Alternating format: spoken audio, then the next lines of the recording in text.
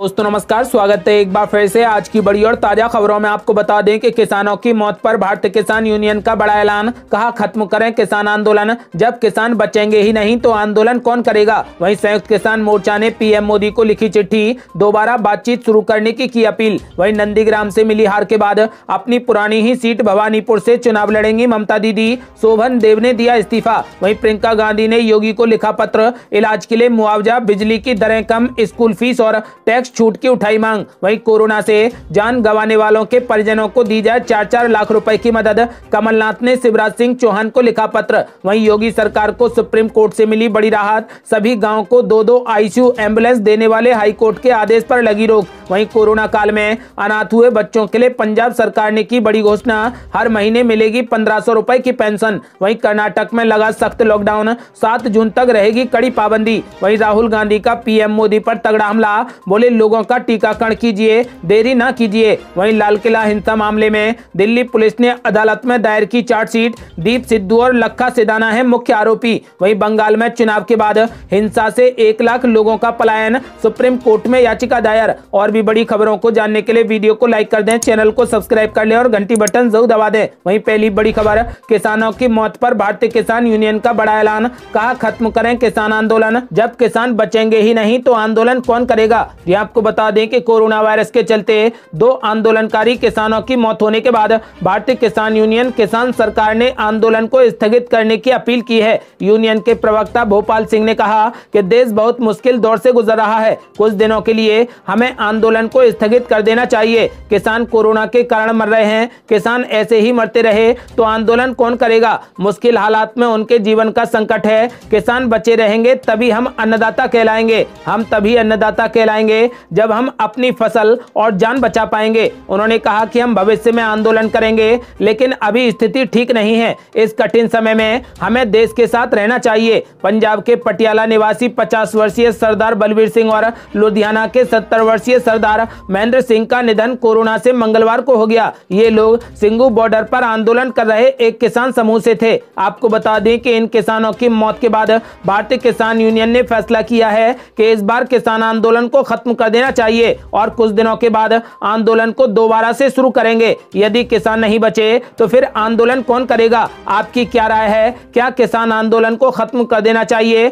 अपनी राय हमें video like कर कमेंट बॉक्स में जरूर दें। और बड़ी खबर, नंदीग्राम से मिली करारी हार के बाद अपनी पुरानी ही सीट भवानीपुर से चुनाव लड़ेंगी ममता दीदी, शोभन देव ने दिया इस्तीफा। ये आपको बता दें कि बंगाल चुनाव में भारी बहुमत के साथ जीत हासिल करने के बावजूद ममता बनर्जी को नंदीग्राम में करारी हार का सामना करना पड़ा। अपने पूर्व सहयोगी शुभेंदु अधिकारी को उनके गढ़ में चुनौती देने के लिए ममता दीदी ने अपनी पारंपरिक सीट भवानीपुर से चुनाव न लड़कर नंदीग्राम से चुनाव लड़ा था। अब वो भवानीपुर सीट से चुनाव लड़ने के लिए बिल्कुल तैयार हैं। बंगाल विधानसभा चुनावों में भवानीपुर से जीतने वाले तृणमूल विधायक शोभनदेव चट्टोपाध्याय ने बंगाल विधानसभा से अपना इस्तीफा सौंप दिया ताकि ममता बनर्जी भवानीपुर सीट से चुनाव लड़ सकें। विधानसभा अध्यक्ष बिमन बंदोपाध्याय को अपना इस्तीफा सौंपने के दौरान चट्टोपाध्याय ने कहा कि ममता बनर्जी आने वाले 6 महीनों में भवानीपुर से चुनाव लड़ेंगी। वो 6 महीने तक कृषि मंत्री के रूप में बने रहेंगे। इस दौरान वे विधानसभा में लौटने के लिए दूसरी सीट से चुनाव लड़ेंगे।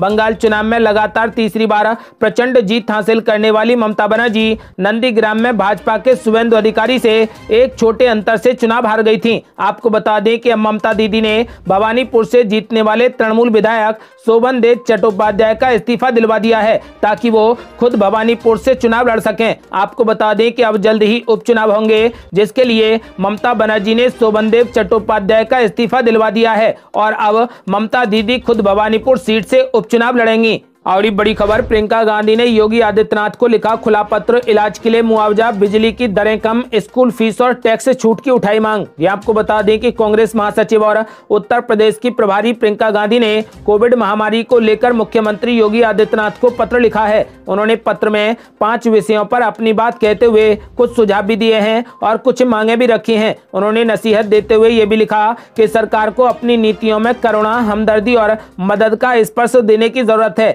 प्रियंका गांधी ने कहा कि जनता को बुरे हालात में छोड़ने के बजाय जन कल्याणकारी कदम उठाए जाएं। प्रियंका गांधी ने मध्यम वर्ग के लोगों की समस्याओं के साथ इलाज के लिए कर्ज ले रहे लोगों को मुआवजा देने की मांग की है। उन्होंने महंगाई कम करने के उपाय और बिजली की दर न बढ़ाने की भी मांग की है। व्यापारियों और दुकानदारों को तत्काल राहत देने की मांग की। प्रियंका गांधी ने कहा कि दूसरी लहर ने जनसाधारण को गंभीर रूप से प्रभावित किया है, जबकि व्यवस्था की ढुलमुल तैयारियों के चलते जनता को असहनीय पीड़ा उठानी पड़ी है। सरकार की कोई भी प्लानिंग नहीं है। उन्होंने लिखा कि सरकारी स्वास्थ्य सेवाओं के अलावा निजी क्षेत्र अस्पतालों ने भी बड़ी भूमिका निभाई है और कई गैर सरकारी अस्पतालों ने जनसेवा और ईमानदारी मिसाल पेश की है, जबकि कुछ निजी अस्पतालों की जनता से मोटी रकम वसूलने की शिकायतें भी आई हैं। आपको बता दें कि पत्र में लिखा है कि बढ़ती महंगाई के चलते आम लोगों के लिए दैनिक उपभोग की वस्तुओं पर नियंत्रण के लिए और वस्तुओं का दाम बांधने के लिए तुरंत ठोस कदम उठाए जाने चाहिए।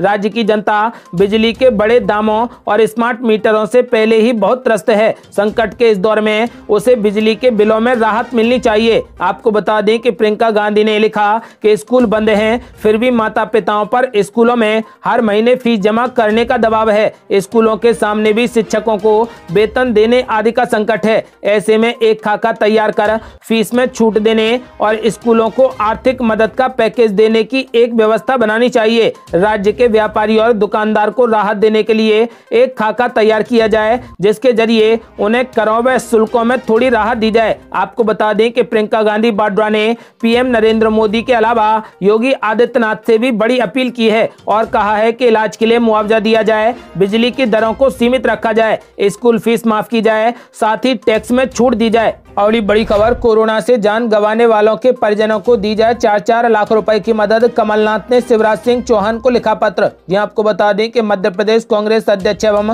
प्रदेश के पूर्व मुख्यमंत्री कमलनाथ ने राज्य सरकार से मांग की है कि कोरोना से हुई मौत को आपदा से हुई मौत माना जाए और मृतकों के परिजनों को 4-4 लाख रुपए की आर्थिक सहायता दी जाए। कमलनाथ ने मध्य प्रदेश के मुख्यमंत्री शिवराज सिंह चौहान को लिखे पत्र में ये मांग की है। इस पत्र में उन्होंने कहा कि मध्य प्रदेश में कोरोना संक्रमण की स्थिति भयावह हो गई है। प्रदेश में कुल कोरोना संक्रमित व्यक्तियों की संख्या 6 लाख से अधिक हो चुकी है और अनेक प्रदेशवासी असमय काल कलवित हो रहे हैं। कमलनाथ ने कहा कि परिजन की असमय मृत्यु होने के कारण अनेक परिवार आज असहाय हो गए हैं। परिवार के मुखिया अथवा आय उपार्जन करने वाले व्यक्ति की मृत्यु से परिवारों की आय समाप्त हो गई है और उनका जीवन यापन कठिन हो गया है। आज ऐसे परिवारों को राहत की अत्यंत आवश्यकता है। आपको बता दें कि कमलनाथ ने शिवराज सिंह चौहान को पत्र लिखकर परिजनों को 4-4 लाख रुपए की राशि देने की मांग की है। और ये बड़ी खबर, योगी सरकार को सुप्रीम कोर्ट से मिली बड़ी राहत। सभी गांवों को 2-2 आईसीयू एम्बुलेंस देने वाले हाई कोर्ट के आदेश पर लगी रोक। यहाँ आपको बता दें कि सुप्रीम कोर्ट ने इलाहाबाद हाई कोर्ट के उस आदेश पर रोक लगा दी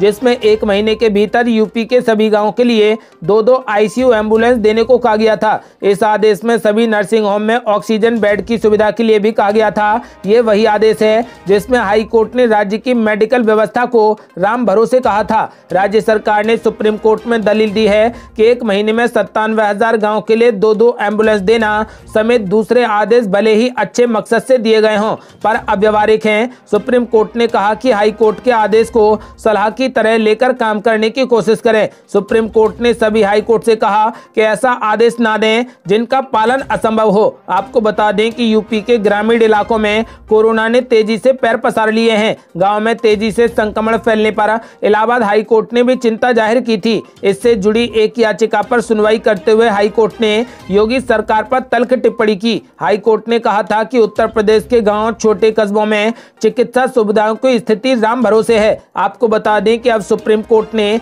सभी गांव को 2-2 आईसीयू एम्बुलेंस देने वाले हाई कोर्ट के आदेश पर रोक लगा दी है। और बड़ी खबर, कोरोना काल में अनाथ हुए बच्चों के लिए पंजाब सरकार ने की बड़ी घोषणा। हर महीने मिलेगी 1500 रुपए की पेंशन। ये आपको बता दें कि पंजाब सरकार ने कोविड महामारी के दौरान अनाथ हुए बच्चों और महामारी में कमाऊ सदस्य खोने वाले परिवारों को 1500 रुपए महीना सामाजिक सुरक्षा पेंशन तथा स्नातक तक निःशुल्क शिक्षा देने का फैसला लिया है। एक सरकारी बयान के मुताबिक मुख्यमंत्री अमरिंदर सिंह ने कहा कि उनकी सरकार ऐसे बच्चों के साथ साथ उन परिवारों के बच्चों के लिए सरकारी संस्थानों में निःशुल्क शिक्षा सुनिश्चित करेगी जिन्होंने कोविड की वजह से कमाऊ सदस्य खो दिया है। उन्होंने कहा कि ऐसे बच्चों का पालक बनना राज्य का कर्तव्य है जिन्होंने अपने माता पिता दोनों को कोविड-19 महामारी में खो दिया है। सिंह ने कहा कि प्रभावित व्यक्ति 1 जुलाई से आशीर्वाद योजना के तहत 51 हजार रुपए के पात्र होंगे और उन्हें राज्य स्मार्ट राशन कार्ड योजना के तहत मुफ्त में राशन दिया जाएगा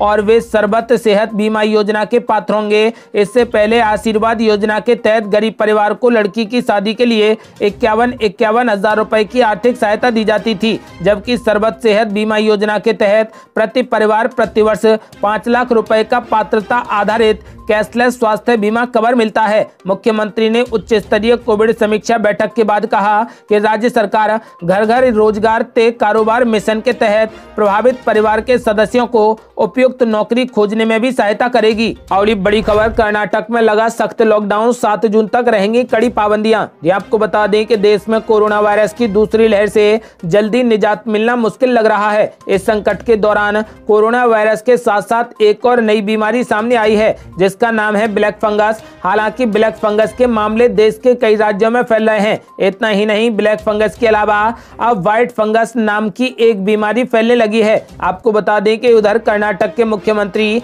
बीएस येदियुरप्पा ने कहा कि वरिष्ठ अधिकारियों और मंत्रियों के साथ बैठकर हमने लॉकडाउन पर फैसला लिया है। विशेषज्ञों की राय के अनुसार हम 7 जून सुबह 6 बजे तक सख्त प्रतिबंध बढ़ा रहे हैं। उन्होंने कहा कि सरकार ने सरकारी जिला अस्पतालों में ब्लैक फंगस मरीजों का मुफ्त इलाज करवाने का फैसला लिया है। और बड़ी खबर, राहुल गांधी का पीएम मोदी पर तगड़ा हमला, बोले लोगों का टीकाकरण कीजिए, देरी ना कीजिए। ये आपको बता दें कि कांग्रेस नेता राहुल गांधी ने एक बार फिर से प्रधानमंत्री नरेंद्र मोदी को निशाने पर ले लिया। उन्होंने कहा कि मिस्टर मोदी, लोगों का टीकाकरण कीजिए, देरी ना कीजिए। दरअसल राहुल गांधी ने ट्विटर पर एक आंकड़ा शेयर किया जिसके मुताबिक 70% जिलों ने प्रति 100 की आबादी पर 20 से ही कम डोज प्राप्त किया है। गौरतलब है कि राहुल गांधी लगातार सरकार पर निशाना साध रहे हैं, चाहे कोरोना से जुड़ी व्यवस्था हो, ऑक्सीजन और टीकाकरण हो, इन सभी मुद्दों पर वे लगातार अपनी बात रख रहे हैं। उनका ऑफिशियल ट्विटर हैंडल इस बात की तस्दीक कर रहा है। आपको बता दें कि अपने एक ट्वीट में वैक्सीन को लेकर उन्होंने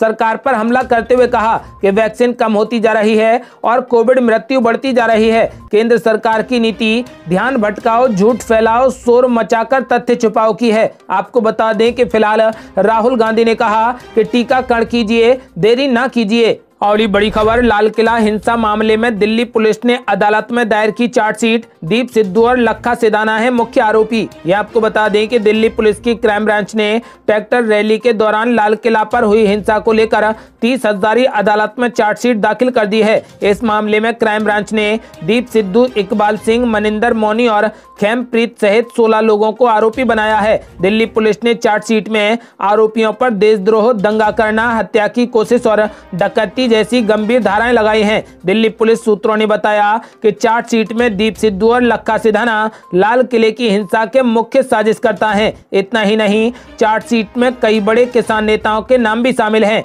दिल्ली पुलिस की क्राइम ब्रांच ने सोमवार को 30 हजारी अदालत में ये चार्जशीट दायर की है। पुलिस सूत्रों के मुताबिक चार्जशीट करीब 3000 पेज की है, जिसमें से 250 पेज में ऑपरेशनल पार्ट है और इसी ऑपरेशनल पार्ट में ये लिखा है कि कैसे इस पूरी साजिश को रचा गया और फिर अंजाम दिया गया। पुलिस सूत्रों के मुताबिक इस मामले में लखा सिधाना सहित 6 अन्य आरोपी अभी भी फरार चल रहे हैं। और बड़ी खबर, बंगाल में चुनाव के बाद हिंसा से 1 लाख लोगों का पलायन, सुप्रीम कोर्ट में याचिका दायर। ये आपको बता दें कि फिलहाल पश्चिम बंगाल में विधानसभा चुनाव खत्म होने के बाद भी हिंसा का दौर जारी है। दावा किया जा रहा है कि लगातार हो रही हिंसा के चलते राज्य में लोग पलायन को मजबूर हो गए हैं। इस संबंध में सुप्रीम कोर्ट में एक याचिका दायर की गई है। इसमें दावा किया गया है कि पश्चिम बंगाल में चुनाव के बाद होने वाली हिंसा के कारण लोगों का सामूहिक पलायन और आंतरिक विस्थापन हुआ है। लोग बंगाल छोड़कर भाग रहे हैं। याचिका में यह भी कहा गया है कि पुलिस और राज्य प्रायोजित गुंडे आपस में मिले हुए हैं।